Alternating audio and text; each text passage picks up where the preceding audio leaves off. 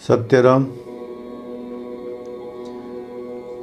एक बार सत्संग के दौरान अकबर बादशाह दादू जी महाराज से पूछता है कि महाराज आप ब्रह्म की व्यापकता के बारे में, ब्रह्म सब जगह विद्यमान है, वो सभी जगह भरपूर है, इस प्रकार की बातें कई बार आप समझाते रहे हो। मुझे किसी दृष्टांत के माध्यम से ये समझाने की कोशिश करें कि ब्रह्म किस प्रकार से सब जगह व्यापक है। तो अकबर बादशाह को समझाने के लिए दादू जी महाराज कहते हैं, पानी माही पैस कर देखे दृष्टि उगार, जला बिंब सब भर रया ऐसा ब्रह्म विचार। दादू जी महाराज कहते हैं पानी माही पैस कर। जैसे मान लो कोई आदमी तालाब के अंदर अथवा नदी के अंदर पानी के अंदर बैठ जाए, डुबकी लगा ले और फिर बाद में वहाँ वो आंखें खोले, पानी माही पैस कर देखे दृष्टि उगार, फिर वो आदमी वो आंखें खोल करके देखे पानी के अंदर, तो उसको क्या दिखाई देता है? वहाँ पर ऊपर नीचे बाएं दाएं चारों तरफ पानी पानी दिखाई देता है। जला बिंब सब भर रहा, सब जगह उसको जल ही जल चारों तरफ दिखाई देता है। ऐसा ब्रह्म विचार, जिस प्रकार से पानी के अंदर जिसने डुबकी लगाई है और वो आंखें खोलता है और उसको चारों तरफ पानी पानी दिखाई देता है, ठीक इसी प्रकार से ब्रह्म सभी जगह व्यापक है। एक बार नारद जी विष्णु के पास में गए। ये दृष्टांत दोहा आता है ये कि नारद पूछी विष्णु ते, प्रभु मोहि ब्रह्म दिखाए, जाओ समुद्र पास गए, सर के मोहि जल पाए। इसका तात्पर्य यह है कि एक बार नारद जी विष्णु के पास में गए और जाकर के उनसे पूछते हैं, महाराज कि मेरे को ब्रह्म दिखाओ,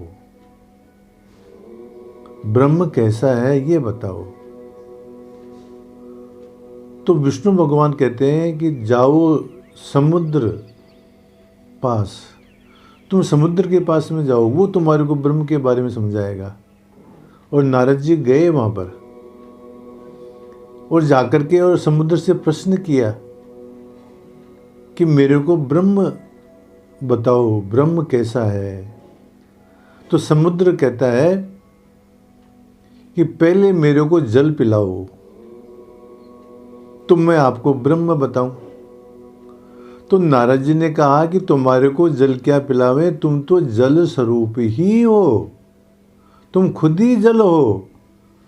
तो समुद्र कहता है नारद जी से कि महाराज आप स्वयं ब्रह्म ही हो।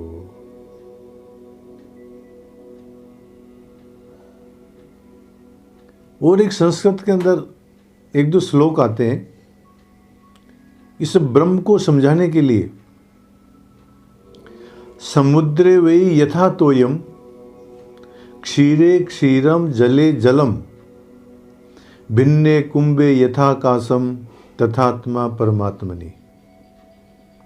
तो उदाहरण के द्वारा समझा रहे हैं, समुद्रे वे यथा तोयम, जिस प्रकार से समुद्र के अंदर यदि हम पानी मिलावें तो वो पानी ही हो जाता है। दूध क्षीरे क्षीरम, यदि दूध के अंदर दूध मिलावें तो वो दूध ही हो जाता है। जले जलम, जल के अंदर जल मिलावें तो वो जल ही हो जाता है। भिन्ने कुंभे यथा आकाशम, देखो एक तो ये महाआकाश है जो हमको दिखाई देता है बाहर, और एक घटाकाश है। घटाकाश का मतलब घड़े के अंदर जो जगह खाली है उसमें भी, घड़े में भी तो आकाश है। तो घड़े के अंदर जो आकाश है उसको घटाकाश बोलते हैं, और ऊपर जो बाहर विद्यमान है उसको महाकाश बोलते हैं।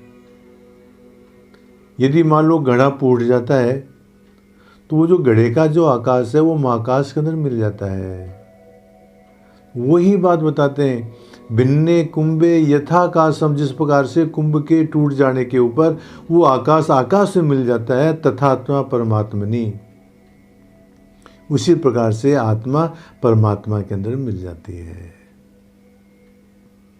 और एक दृष्टांत बताते हैं, श्लोक बताते हैं इसी को समझाने के लिए कि घटे नष्टे यथा व्योमम व्योमे भवति स्वयं तथे उपाधि विलीये ब्रह्मेव ब्रह्मविद स्वयं। घटे नष्टे यथा व्योम, जिस प्रकार से घड़े के नष्ट होने के बाद में घट का जो आकाश है वो आकाश स्वरूप ही हो जाता है। व्योमे भवति स्वयं, अपने आप आकाश हो जाता, कोई प्रयत्न नहीं करना पड़ता। तथे उपाधि विलीये, इसी प्रकार से जब नाम रूप समाप्त हो जाता है, ब्रह्मे ब्रह्मविद स्वयं, तो स्वयं ब्रह्म हो जाता है। अभी ब्रह्म में और हमारे में अंतर क्या पड़ रहा है कि हम अपने आप को नाम और रूप समझे हुए हैं कि मेरा अमुक नाम है और मेरा ऐसा स्वरूप है।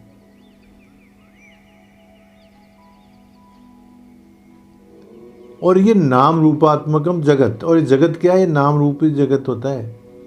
जब नाम और रूप नष्ट हो जाता है, जब घट का एक नाम है और घट का एक आकार रूप है, जब तक घट और घट का आकार है तब तक घटाकाश अलग है।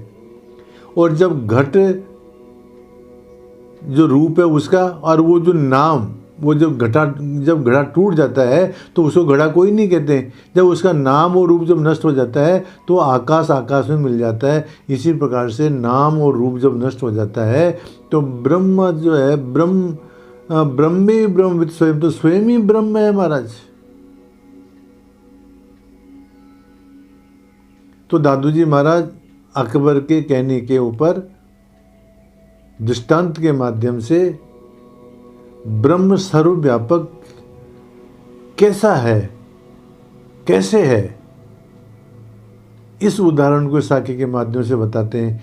पानी माही पैस कर देखे दृष्टि उगार, जला बिंब सब भर रया, ऐसा ब्रह्म विचार।